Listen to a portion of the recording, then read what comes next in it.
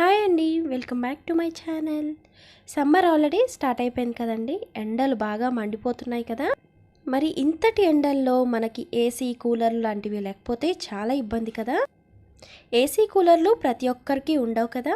కానీ ఏసీ కూలర్లు లేకపోయినా మన రూమ్ని ఎలా కూల్ చేసుకోవాలో ఈ వీడియోలో చెప్పబోతున్నాను. మీరు ఈ వీడియోని లాస్ట్ వరకు చూస్తే చాలు, మీకు మీ రూమ్ని ఎలా కూల్ చేసుకోవాలో ఒక మంచి ఐడియా అయితే వచ్చేస్తుంది. ఈ వీడియోలో నేను చెప్పిన ప్రతి టిప్ కూడా యూస్ఫుల్ కాబట్టి ఏది మిస్ అవ్వకుండా వీడియోని లాస్ట్ వరకు చూడండి. ఇంకేమాత్రం లేట్ చేయకుండా వీడియో స్టార్ట్ చేసేద్దామా మరి. ఇప్పుడున్న టెంపరేచర్స్కి మన రూమ్ అంతా వేడిగా అయిపోయి బెడ్ కూడా కాలిపోతూ బెడ్ మీద కూడా పడుకోవాలనిపించదు కదా. కాబట్టి ముందుగా మనం ఈ బెడ్ నుంచి వచ్చే వేడిని ఎలా కంట్రోల్ చేసుకోవాలో తెలుసుకుందాం. మనం సమ్మర్స్లో కంపల్సరీగా ఇలా లైట్ కలర్ దుప్పట్లు అలాగే ప్యూర్ కాటన్ దుప్పట్లు వేసుకోవడం మంచిది. మనం డార్క్ కలర్స్ అలాగే బ్లాక్ కలర్ దుప్పట్లు లాంటివి వేసామంటే హీట్ని ఎక్కువ అబ్జర్వ్ చేసుకోవడం వల్ల మనం పడుకున్నప్పుడు ఇంకా ఎక్కువ వేడిగా ఉన్నట్టుగా అనిపిస్తుంది. అలాగే మనం వాడే పరుపుల్ని బట్టి కూడా ఎక్కువ హీట్ ప్రొడ్యూస్ అవుతుంది. కొన్ని పరుపులకి ఒక సైడ్ పీచు అలాగే ఇంకొక సైడ్ స్పాంజ్ అలాంటివి ఉంటూ ఉంటాయి కదా. సమ్మర్లో ఎప్పుడూ కూడా పీచున్న వైపుని పైకి వేసుకోవాలి. అప్పుడే మనకి పీచున్న వైపు పైకి వేసుకోవడం వల్ల పీచు మీద పడుకున్నా సరే ఎక్కువగా వేడి రాదు. కాబట్టి పీచున్న వైపు పైకి వేసుకుని స్పాంజ్ ఉన్న వైపు కింది వైపుకి వేసుకోవాలి. కానీ కొన్ని మ్యాట్రసెస్కి మాత్రమే ఇలాంటి ఆప్షన్ ఉంటుంది. అన్ని మ్యాట్రసెస్కి ఉండవు, అన్ని పరుపులకి ఉండదు. కాబట్టి మన మ్యాట్రెస్ పైన మన పరుపు పైన ఎక్స్ట్రాగా ఒక లేయర్ లాంటిది వేసుకోవాలి. మనకి మ్యాట్రెస్ టాపర్స్ లాంటివి దొరుకుతాయి అన్నమాట. మ్యాట్రెస్ టాపర్స్ అంటారు. అవి కూల్ మ్యాట్రెస్ టాపర్స్ని మనం అడిగి తీసుకున్నట్టయితే, మనం ఎఫోర్డ్ చేయగలిగితే, మనం కొనుక్కోగలిగితే అవి వేసుకుంటే ఆ కూల్ మ్యాట్రెస్ టాపర్ ద్వారా మనకి అంత వేడైతే రాదు. కాబట్టి హ్యాపీగా మనం పడుకోవచ్చు. ఇప్పుడు మన రూమ్లో ఉన్న టెంపరేచర్ని ఎలా కంట్రోల్ చేసుకోవాలో చూద్దాము. మనం మన రూమ్స్లో విండోస్ దగ్గర ఇలాంటి కర్టెన్స్ యూస్ చేస్తూ ఉంటాం కదా. సమ్మర్ వచ్చినప్పుడు ఇలాంటి కర్టెన్స్ యూస్ చేయకుండా, ఇలాంటి ఫ్యాన్సీ కర్టెన్స్ యూస్ చేయకుండా కాటన్ కర్టెన్స్ని యూస్ చేయడం మంచిది. ఈ కాటన్ కర్టెన్స్ని బాగా ఇలా తడిపేసుకుని బాగా పిండేసుకున్న తర్వాత ఒక 5 నిమిషాలు బయట ఆరబెట్టేసుకుంటే ఎక్స్ట్రా వాటర్ అంతా కిందికి వెళ్ళిపోతాయి అన్నమాట. అప్పుడు మనం ఇంట్లో వేసుకున్నా కూడా నీరు కారకుండా ఉంటుంది. కాబట్టి నీరు కారుతూ ఉంటే చిరాగ్గా అయిపోతుంది కదా. అలా కారకుండా మనం ఆరబెట్టేసుకుని అప్పుడు మనం కర్టెన్కి వేసుకోవాలి.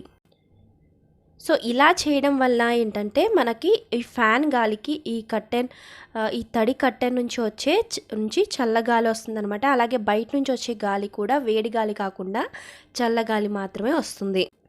ఇలాంటి కాటన్ కర్టెన్సే యూస్ చేయాలని ఏముండదండి. ఆ కర్టెన్స్కి బదులుగా పాత శారీస్ కానీ ఏవైనా దుప్పట్లు కానీ ఏవైనా యూస్ చేయొచ్చు. కొంతసేపటికి ఇది ఫ్యాన్ గాలికి ఆరిపోతూ ఉంటుంది కదా. అలా ఆరిపోయినప్పుడు మన ఒక బాటిల్లో కంఫర్ట్ అలాగే ఇలా వాటర్ పోసుకుని ఉంచుకుని స్ప్రే చేసుకుంటూ ఉంటే ఆరిపోకుండా ఉంటుందన్నమాట. అలాగే ముక్కు వాసన కూడా రాకుండా ఉంటుంది. అలాగే ఇలా ఒక కాటన్ శారీని తీసుకుని సేమ్ ఇంతకుముందు మనం ఎలాగైతే చెప్పామో అలాగే వాటర్ లేకుండా చూసుకుని ఇలా మనం రూమ్లో కట్టేసుకున్నట్టయితే, ఈ తడి చీరని రూమ్లో కట్టుకున్నట్టయితే ఇంకా ఎక్స్ట్రా కూలింగ్ వస్తుందన్నమాట. సేమ్ ఇంతకుముందు చెప్పినట్టుగానే కర్టెన్కి ఎలాగైతే వాటర్ స్ప్రే చేసుకున్నామో ఈ చీర ఆరిపోయినప్పుడు కూడా మనం వాటర్ స్ప్రే చేసుకున్నట్టయితే ఎక్కువ వేడైతే రాదు, ఉన్న వేడి కంట్రోల్ అయిపోతుందన్నమాట. గాలి కూడా ఆ తడి క్లాత్స్కి తగిలిన గాలి కూల్ అయిపోయి చల్లగా వస్తుంది. అలాగే మనం ఇలాంటి బౌల్లో ఇలా వాటర్ పోసి ఇలా ఐస్లా చేసుకుని ఈ బౌల్ని ఏదో ఒక కార్నర్లో మనం పెట్టుకున్నట్టయితే గాలి చల్లగా వస్తుందన్నమాట. ఇలా ఒక ప్లేట్ పెట్టుకుని ఆ ప్లేట్ పైన పెట్టుకుంటే నీరు కారినా కూడా ప్లేట్లోనే ఉంటాయి కదా. ఈ టిప్ వచ్చేసి కూలర్ అలాగే ఏసీ ఉన్న వాళ్ళకి కూడా యూజ్ అవుతుందన్నమాట. రూమ్ తొందరగా కూల్ అవ్వడం కోసం ఇలా బౌల్లో కానీ ఇలా బాటిల్లో కానీ వాటర్ బాగా ఐస్ కట్టిన తర్వాత ఇలా రూమ్లో కార్నర్లో పెట్టుకోవడం వల్ల రూమ్ తొందరగా కూల్ అవుతుంది.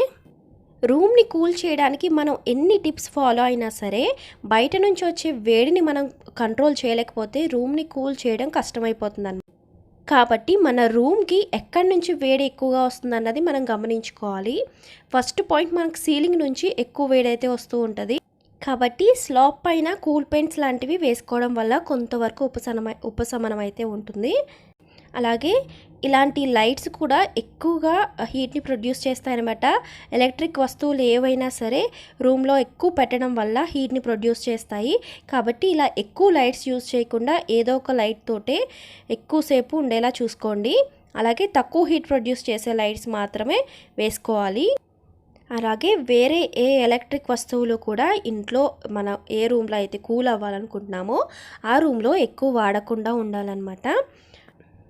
సో సీలింగ్ పైన పడిన ఎండని కంట్రోల్ చేయడానికి మనం కూల్ పెయింట్స్ వేస్తూ ఉంటాము. కానీ గోడల మీద పడిన ఎండని కంట్రోల్ చేయలేం కదా. మన రూమ్ గోడ పైన కూడా ఎండ పడడం వల్ల ఆ వేడి లోపలికి వచ్చేస్తుంది అనమాట. సో అప్పుడు రూమ్ టెంపరేచర్ ఎక్కువ అయిపోతుంది. కాబట్టి మన రూమ్కి ఎక్కడైతే ఎండ పడుతుందో చూసుకోవాలి. మనకి ఏ గోడ పైన అయితే బాగా ఎండ పడుతుందో అటువైపున మనకి ఇలాంటి రగ్గులు ఉంటాయి కదా, మనం వింటర్లో యూస్ చేస్తాము. ఇలాంటి పాత రగ్గును ఏదైనా తీసుకుని బాగా తడిపేసుకుని ఆ గోడ పక్కన ఒక తీగ మీద వేలాడదీసుకుంటే, ఇలా వాటర్తో తడిపేసి వేలాడదీసుకుంటే ఆ పడిన ఎండ ఈ రగ్గు మీదే పడుతుంది, కానీ మన గోడ మీద పడదు. కాబట్టి మనకి ఆ హీట్ లోపలికి వచ్చే ఛాన్స్ అయితే ఉండదు. అలాగే ఇలాంటి బాల్కనీ విండోస్ నుంచి కూడా ఎక్కువ వేడి వస్తూ ఉంటుంది కదా. ఈ బాల్కనీ విండోస్ దగ్గర కూడా కొంతమంది వట్టి వేర్లు, పీచులు వాడుతూ ఉంటారు. అవి దొరికితే మంచిదే, అవి దొరికితే అవే వేసుకోవచ్చు. అవి దొరకకపోయినట్టయితే మనకి పాత బొంతలు ఉంటాయి కదా, రగ్గులు కానీ బొంతలు కానీ ఏవైనా యూస్ చేయొచ్చు. ఇక్కడ నేను పాత బొంతను యూస్ చేస్తున్నాను.